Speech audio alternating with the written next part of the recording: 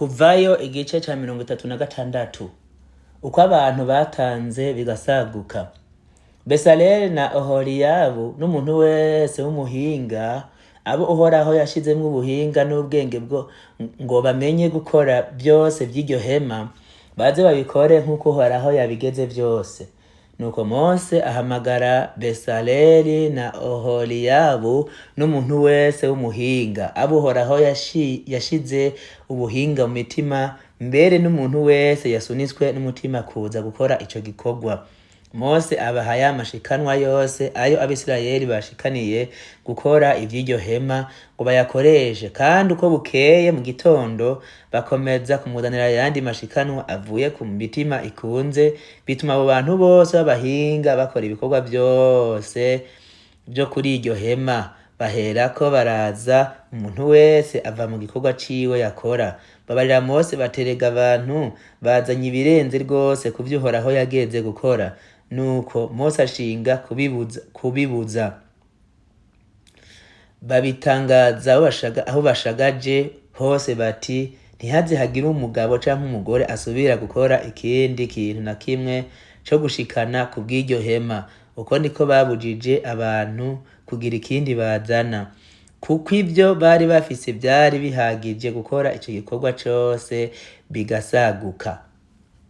Bakora ihema. Umuntu wese w'umuhinga mu bakora ico gikorwa akora iryo hema ry'imbere, barisakaza impuzu 10. Izo mpuzu zajishwe mu nyuzi zera derere nziza zihinzwe neza, no mu nyuzi z'amasufe, no mu z'amashigisha, no mu zisa n'agahama, kandi zari zijishwe kw'ibishushanyo vy'abakerubi bijishwe n'abahinga bavyo. Uburebure bw'impuzu yose bwari amatambwe 28 y'ukuboko uciriye mu nkokora, ubwaguke bwayo bwari amatambwe 4. Impuzu zose zari cabugegwe. Besaleli arongoranya impuzu 5 ukwazo, n'izindi 5 azirongoranya ukwazo. Atera utugombo tw'udutambara tw'amasufe ku ruhande rumwe rw'impuzu iherera izarongoranijwe za mbere. Atera n'utundi tugombo kutwo ku ruhande rw'impuzu iherera izindi mu zarongoranijwe za kabiri. Utwo tugombo yateye ku mpuzu imwe twari 50, no mu zindi za kabiri zarongoranijwe atera utundi 50 nyene ku ruhande rw'iherera izindi. Utwo tugombo twari dutumberanye. Acura uturinda 50 mw'izahabu, adufatanisha izo mpuzu zarongoranijwe. Nuko iryo hema ry'imbere ricika rimwe ryiramvuriye. Atakwajisha impuzu mu bushenza bw'impene zo kuba ihema ryo gupfuka iryo hema ry'imbere, ajisha impuzu 11. Uburebure bw'impuzu yose bwari amatambwe 30 y'ukuboko uciriye mu nkokora, ubwaguke bwayo bwari amatambwe 4. Izo mpuzu ko ari 11 zari cabugegwe. Arongoranya impuzu 5 ukwazo, 6 nazo ukwazo. Atera utugombo 50 ku ruhande rw'impuzu iherera izarongoranijwe za mbere, atera n'utundi 50 nyene ku ruhande rw'impuzu iherera izindi mu zarongoranijwe za kabiri. Acura uturinda 50 mu miringa two gufatanya iryo hema kugira ngo ricike rimwe ryiramvuriye. Abariranya ico kurenza hejuru y'iryo hema mu nsato z'amapfizi y'intama zizizwe mu gahama, hejuru yaco akirenzako ikindi gikozwe mu nsato z'ibikoko vyitwa tahashi. Abaza imbaho mu giti c'umushita zo guhagarika iryo hema ry'imbere arazishinga. Uburebure bw'urubaho rumwe rumwe bwari amatambwe 10 y'ukuboko uciriye mu nkokora, ubwaguke bwago bwari itambwe rimwe n'igihimba. Kandi ku rubaho rumwe rumwe hari inkago 2 zifatanye. Uko niko yakoze ku mbaho zose z'iryo hema. Nuko rero abaza izo mbaho z'iryo hema. Izo mu ruhande ahahera ibumanuko ziba 20, kandi acura ibitereko 40 mw'ifeza vyo kuja musi y'izo mbaho uko ari 20. Ibitereko 2 bija musi y'urubaho rumwe rumwe vyo kurokezamwo za nkago uko ari 2 nyene.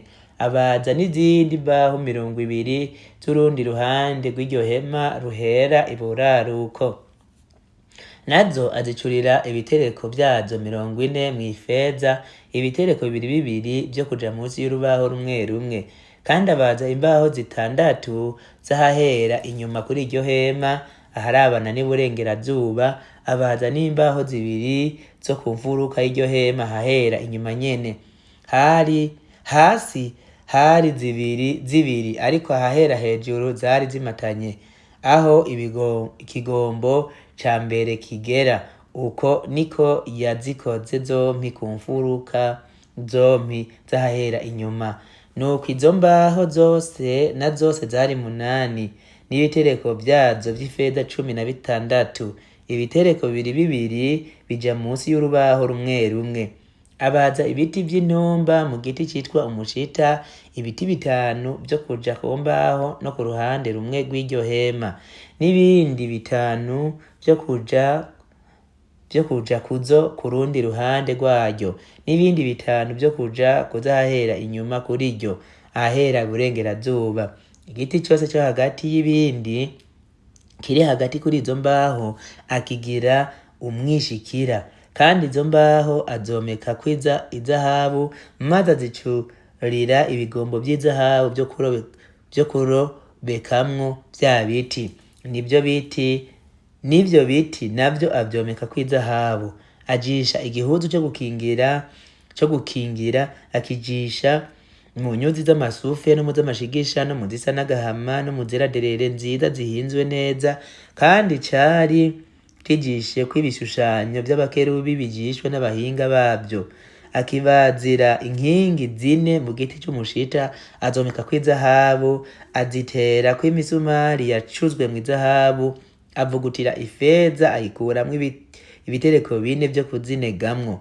Kandi ajisha igihuzu cyo gukinga ku muryango w'ihema mu nyuzi z'amasufe no mu z'amashigisha no mu zisa n'agahama no mu zera derere nziza zihinzwe neza, cari kijererenzweko amabara n'abahinga.